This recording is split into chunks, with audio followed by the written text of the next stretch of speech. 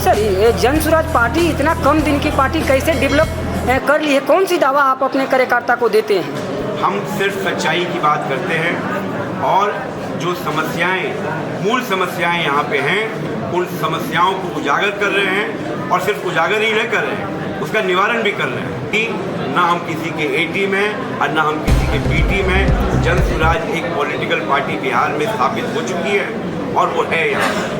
Sir आज जन Swaraj party के द्वारा डुमरांव अनुमंडल के सभी प्रखंडों के घोषणा के लिए बैठक की गई। देखिए, अभी आपको मालूम होगा कि जन स्वराज पार्टी की जिला की संगठन की घोषणा हुई। उसके उपरांत अनुमंडलवार 2 अनुमंडल हमारे हैं जिसको हम लोग संगठन जिला बोलते हैं, उसकी कमेटी की भी घोषणा हुई। उसी क्रम में आज डुमरांव अनुमंडल के अंतर्गत जो हमारे 7 प्रखंड हैं उसकी जो है संपूर्ण जो हमारी कमेटी है उसकी घोषणा का कार्यक्रम आज है। और उस कार्यक्रम के बाद हमारी एक अहम मीटिंग आज होने वाली है। सभी पदाधिकारियों से मिलकर के जन स्वराज को कैसे एक एक गांव तक पहुंचाया जाए, इन सब चीज़ों पे विचार करना है। इसके अलावा संगठन के अन्य मुद्दे हैं जो इस कार्यक्रम में एक एजेंडा के तौर पर। काफ़ी जनाधार के साथ जन स्वराज पार्टी आगे बढ़ रही है। जी बिल्कुल, लोगों की जो आशा है वो, अगर इसको कहा जाए कि जन स्वराज आज के राजनीतिक परिवेश में एक बिहार में नेचुरल विकल्प, बिहार की जो दुर्दशा इस राज्य के जो जनता पिछले 30-35 सालों से झेल रही है, ये उसी का कारण है कि जनता में जो निराशा है और उनकी जो आशा, जो उनकी जो कहा जाए एस्पिरेशन है, वो जन स्वराज के प्रति साफ दिखाई दे रहा है और काफ़ी संख्या में लोगों का विश्वास और आशीर्वाद जन स्वराज को मिल रहा है।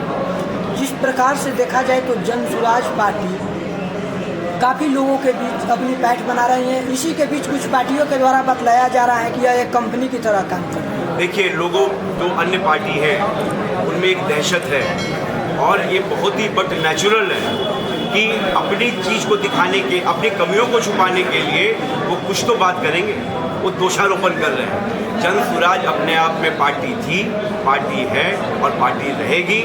ना हम किसी के ए टीम हैं और ना हम किसी के बी टीम हैं। जन स्वराज एक पॉलिटिकल पार्टी बिहार में स्थापित हो चुकी है और वो है यहाँ। सर जन स्वराज पार्टी एक बहुत कम दिन की पार्टी है जो कि बिहार में इतना जल्दी डेवलप कर रही है। आप इस डेवलप को कौन से नज़रिया से देखते हैं सर? क्या कारण है? मैं जो बढ़ते जनाधार जन स्वराज जिसकी आप चर्चा कर रहे हैं, मैंने जैसा अभी कहा, लोगों की जो आशा है वो उसका आशीर्वाद का ये रूप मान लीजिए। इस बिहार में जिस प्रकार की जो सरकारी तंत्र और सरकारी व्यवस्था है वो एकदम चरमरा चुकी है। लोग अब त्रस्त हो चुके हैं और बदलाव चाहते हैं। और जैसा मैंने कहा कि जन स्वराज अपने नीतियों की वजह से एक स्वाभाविक विकल्प बिहार में बन के उभरने वाली है। सर ये जन स्वराज पार्टी इतना कम दिन की पार्टी कैसे डेवलप कर ली है? कौन सी दावा आप अपने कार्यकर्ता को देते हैं? हम सिर्फ सच्चाई की बात करते हैं और जो समस्याएं, मूल समस्याएं यहाँ पे हैं, उन समस्याओं को उजागर कर रहे हैं और सिर्फ उजागर ही नहीं कर रहे हैं, उसका निवारण भी कर रहे हैं। आपने देखा होगा कि हमारा एक स्लोगन है कि जन स्वराज आएगा, 5 चीज़ आएगा।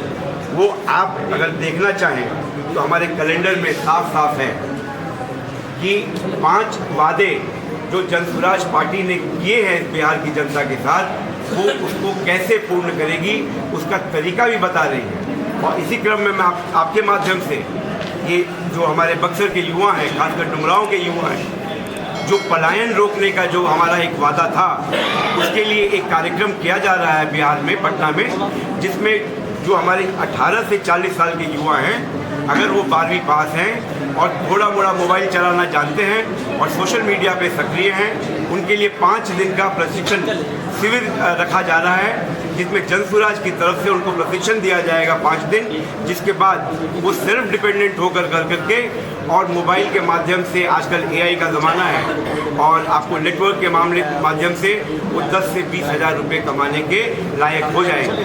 तो एक ये वादा जो जन स्वराज ने किया था उसका निवारण हमने आपको तुरंत बताया। ये कार्यक्रम चल रहा है और आपसे हम आग्रह करेंगे कि अपने माध्यम से भी इसका प्रचार आप लोग अच्छी तरह से करें। ऐसा तो नहीं है कि सभी पार्टियों के जैसा जन स्वराज भी दावा कर रहे हैं और कहीं सरकार में आ जाए तो फिर से वो काम ना हो।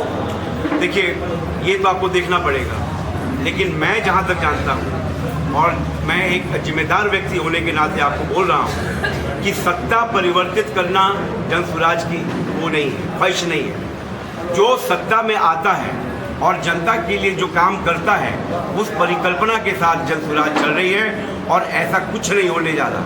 जो हमने कहा है वो हम परफॉर्म करेंगे। जिस तरीके से देखते हैं कि बीजेपी का विचारधारा कुछ मतलब अलग दिखाई देता है। आरजेडी का जो कि बिहार की जो बड़ी पार्टी है, उसका भी एक विचारधारा दिखाई देता है कि वो भी CST ST की बात करती है। आपकी पार्टी जो है उसका कुछ विचारधारा कुछ स्टैंड दिखाई देता है। बिल्कुल है। अगर आप हमारे ये लोगों को देखें तो आप देखिएगा, सही लोग, सही सोच और सामूहिक प्रयास, ये हमारी विचारधारा है। और जहाँ तक आपने बीजेपी की बात कही, तो मैं आपके माध्यम से बोल देना चाहता हूँ कि वही बीजेपी जो एक तरफ लेती है गांधी का नाम और दूसरी तरफ करती है सावरकर का सम्मान, तो उनकी विचारधारा क्या है वो साफ स्पष्ट है। जन स्वराज की जो विचारधारा है वो हमारे जो 3 शब्द हैं जो हमारे लोगों में, इससे साफ स्पष्ट होता है। तो आपको लगता है कि ऐसे सिचुएशन में, ऐसे मतलब जिसमें एक तरफ धर्म चल रहा हो, एक तरफ जाति चल रहा है, इसमें आप सफाई कर पाइए? देखिए, आपके मीडिया बंधु ने कहा कि जन स्वराज के प्रति लोगों का रुझान बढ़ता जा रहा है, तो ये अपने आप में उसका जवाब हो गया। धर्म जाति की राजनीति जन स्वराज नहीं करती। बहुत बहुत धन्यवाद सर। ये बोल रहे थे सर कि जन स्वराज पार्टी को आने वाला विधानसभा में अगर मौका मिलेगा तो क्या गठबंधन कर सकती है बीजेपी, JDU, RJD इसके साथ आने वाला? देखिए, मैं आपको सिरे से बता दूं कि हमारे पार्टी के सूत्रधार प्रशांत किशोर जी इस बात को स्पष्ट कर चुके हैं नेशनल मीडिया में भी कि जन स्वराज आगामी चुनाव में आगे किसी से गठबंधन नहीं करने जा रही है।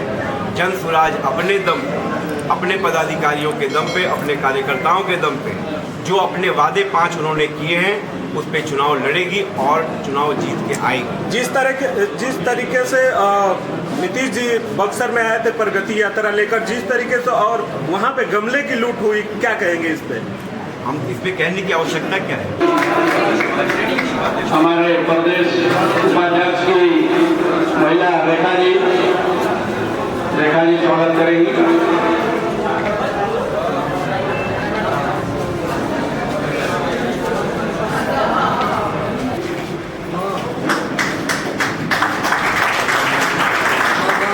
पार्टी के संरक्षक सौरभ मुझा जी इनका स्वागत करेंगे।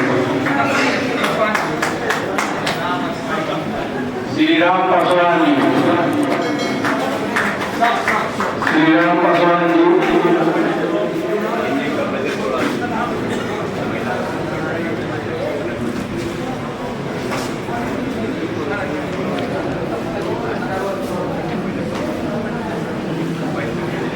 नंदलाल पासवान जी,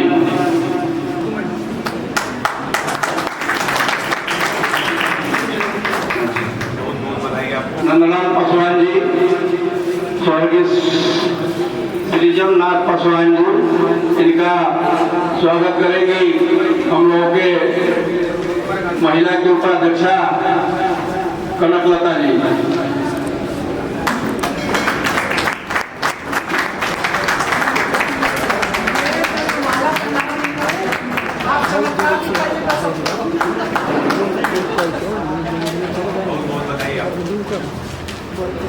रोजा अंसारी जी,